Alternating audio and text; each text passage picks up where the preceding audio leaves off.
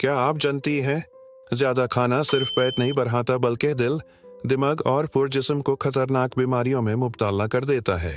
लेकिन 1400 साल पहले आखिरी नबी हजरत मोहम्मद सल्लल्लाहु अलैहि वसल्लम ने खाने का ऐसा उसूल बताया जिसे आज मॉडर्न साइंस हेल्थीएस्ट लाइफस्टाइल कहती है।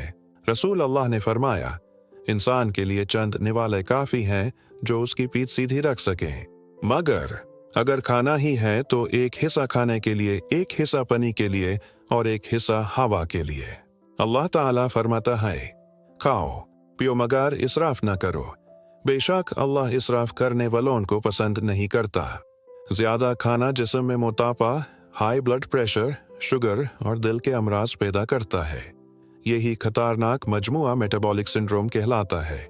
लेकिन सुन्नत नबवी के मुताबिक खाने में इत्तेदाल रखने से डिजेस्शन बेहतरीन होता है, शुगर और दिल के अमराज से बचाव होता है और जिस्म में सेलुलर रिपेयर यानी ऑटोफेजी बेहतरीन होती है। हार्वर्ड मेडिकल रिसर्च कहती है कि इंटरमिटेंट फास्टिंग दिल और कैंसर के खतरात को कम करता है। जापान में 100 साल से ज्यादा जीने वाले लोग भी यही उसूल अपनाते हैं। वो 80% पेट भरने पर खाना छोड़ देते हैं।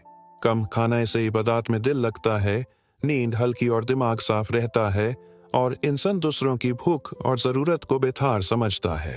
याद रखें, नबी की सुन्नतीन सिर्फ रूहानी नहीं बल्कि साइंटिफिक भी है। पेट के 3 हिस्से करना ही एक कंप्लीट हेल्थ फॉर्मूला है। आइए आज से हम सब खाने में इत्तेदाल अपने और सुन्नत के मुताबिक जिंदगी गुजारें। अगर आपको ये वीडियो पसंद आए तो फैक्टोपीडिया चैनल को लाइक करें, सब्सक्राइब करें और अपने दोस्तों के साथ ज़रूर शेयर करें।